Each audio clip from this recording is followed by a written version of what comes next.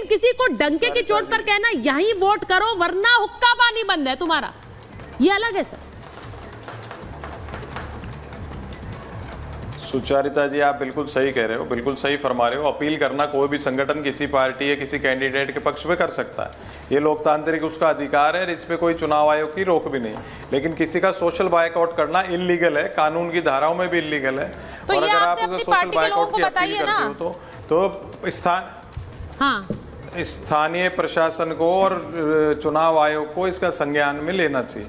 दूसरी बात, अभी जो सनातन बोर्ड की बात चल रही थी, देवकीनंदन ठाकुर जी ने एक बात कही गुरुकुलम की, तो मैंने ये प्रश्न कई बार उठाया, गुरुकुलम की जो संस्कृति है वो लागू होनी चाहिए, क्योंकि ज़्यादातर नेता लोग जो हैं, फिर मैं नाम लूंगा तो फिर ये भड़कते फिरेंगे, जो मिशनरी स्कूलों में अपने बच्चों को पढ़ाने के लिए लालायित रहते हैं। और तीसरी बात, सनातन बोर्ड हो चाहे कोई भी ऐसी संस्था, उसका गठन होना चाहिए, और जो हमारे हिंदू मंदिर हैं उनको डीरेगुलेट करना चाहिए, सरकारी चुंगल से मुक्त कराना चाहिए। मैंने कई बार कहा, मैं तो उससे आगे जा रहा हूँ, पंडा पुरोहित जैसे बार काउंसिल ऑफ इंडिया वकीलों की है, मेडिकल काउंसिल है, जैसे पंडा पुरोहित की एक काउंसिल बनानी चाहिए इंडिया लेवल पे, क्यों पुजारियों को नॉमिनेट करने का, अपॉइंट करने का सरकार को कहां से हक प्राप्त हुआ, ये समझ से बाहर है। तो इस चीज की क्लैरिटी होनी चाहिए। क्यों रही है बात, आपने कहा कंसोलिडेशन की बात है, महाभारत अभी तो नहीं प्रारंभ हुई, जो कि ऐसे जिहादियों को तैयार करता है। विनोद जी पता क्या होता है, देखो, आपको एक चीज बता, अगर आप पंडा, आप इंटरप्ट करेंगे, आप हिंदू समाज की बात करोगे तो थोड़ी डिरेल हो जाती है, बाकी लोग नहीं बात करते। बिल्कुल ठीक है, लेकिन खुद ही जिहादी हो गए, इतना जिहादी हो गए।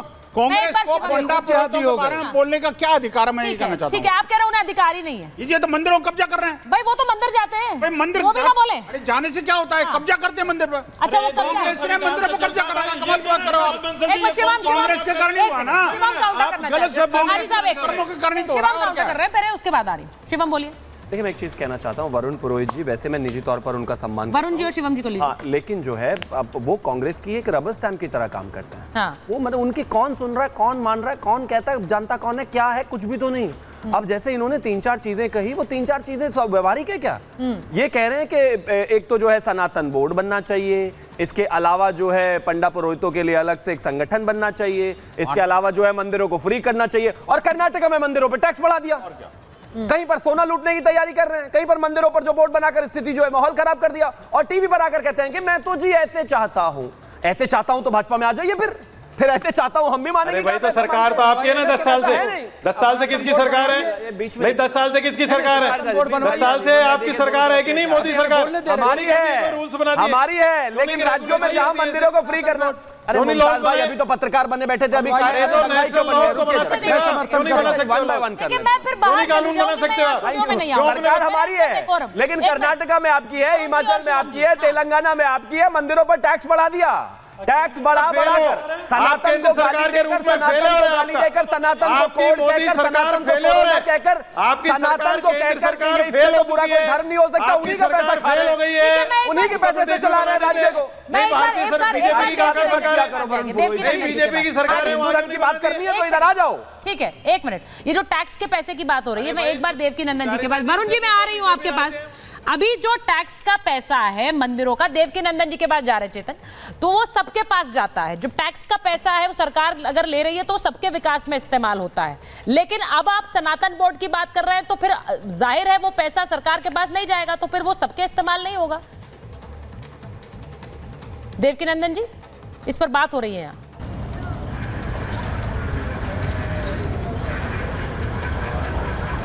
सुन पा रहे हैं वो मुझे, टैक्स के पैसे को लेकर?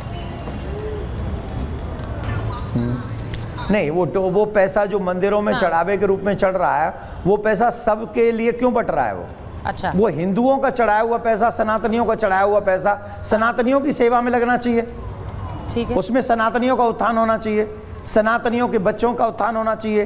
उन्हीं जो दीनहीन बच्चे हैं, जिन पे व्यवस्था नहीं है, उन बच्चों को हम लोग उसी बोर्ड के माध्यम से किसी को डॉक्टर बनाएंगे, किसी को इंजीनियर बनाएंगे, उन्हें आगे पहुंचाएंगे। अरे सनातनी जाके मंदिर में धन चढ़ाते हैं, उस धन को सर्वधर्म में आप लगा देते हैं, ये क्या न्याय है? ये तो हमारे साथ अन्याय हुआ ना, कि हमारे धन को लेके समाज में बांट देते, वहां के पैसे को लाके हमें कोई देता ही नहीं है।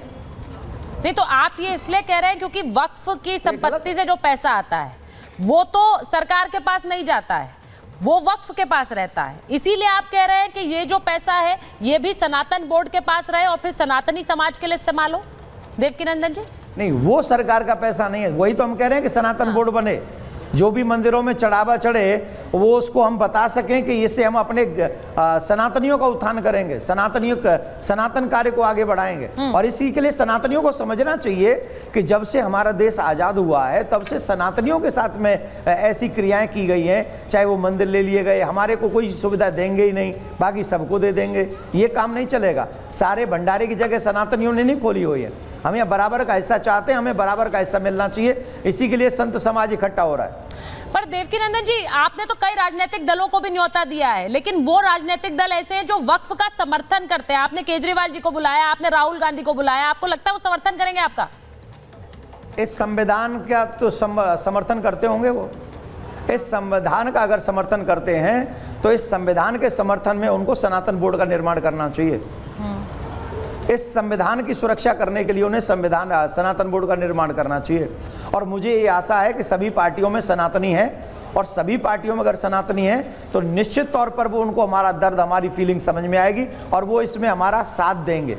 ठीक, लेकिन मुझे ये बताइए, जो अभी एक मुस्लिम वोटों की गोलबंदी की खबर चल रही है, मैं बता भी रही हूं कि कैसे हुक्का पानी बंद कर देंगे, वहां पर मुस्लिम वोट एकजुट होकर एक गठबंधन को वोट करें, इसको लेकर आप क्या सोचते हैं? ये भी तो एक मुहिम चल रही है। तो सभी पार्टियों के लोगों को देखना चाहिए कि वो क्या ये जायज है, क्योंकि कोई भी व्यक्ति अपने पूरे समुदाय के वोट का ठेकेदार नहीं हो सकता। वोट देना पर्सनल राइट्स हैं और अपने राइट्स के अनुसार सबको हम लोग किसी को फोर्स भी नहीं कर सकते कि तुम इसे वोट दो, तुम इसे वोट मत दो। फिर कैसे एक समुदाय को हम लोग कह सकते हैं कि तुम सारे मिलके एक ही को वोट दो? मुझे लगता है ये भी कहीं ना कहीं संवैधानिक त्रुटि है। तो ये सभी पार्टियों को सोचना है, और ये राजनीतिक पॉलिटिकल क्वेश्चन है, तो इसमें मैं क्या ही बोलूंगा।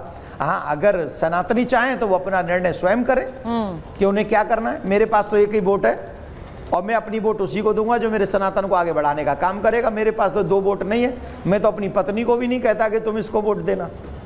बिल्कुल, ये जो बात देवकीनंदन जी कह रहे हैं कि भाई मैं तो अपनी पत्नी को भी नहीं कहता हूं कि किसे वोट देना है, मेरे पास एक वोट है, तो एक पूरे समाज का ठेकेदार बन के बोला जा रहा है, क्यों करा जा रहा है ये? हाँ सुचित्रा जी, देखिए जिस तरीके से वोट की बात आती है, देखिए भारत के अंदर हर नागरिक की अपनी नैतिक जिम्मेदारी है वो किसको वोट देना चाहे। लेकिन ये क्या बात आगे की है, देखिए नोमानी साहब ने इस तरीके की बात कही है, हुक्का पानी बंद हो जाएगा। मैं कहता हूं ये मुल्क तो संविधान से चलता है और हर भारत तो आप उसके खिलाफ हैं? नहीं, सुन लीजिए, मैं कहता हूं कि नोमानी साहब ने क्या कहा कि आप वोट दे दीजिए, कांग्रेस को दीजिए या किसी को भी दीजिए। ये सुन लीजिए, जब मैंने आपकी बात सुनी तो मैं ये कहना चाहता हूं, नोमानी साहब का ये पर्सनल विचार हो सकता है, आप उसके समर्थन में नहीं है, लेकिन हुक्का पानी बंद कोई किसी का बंद नहीं कर सकता।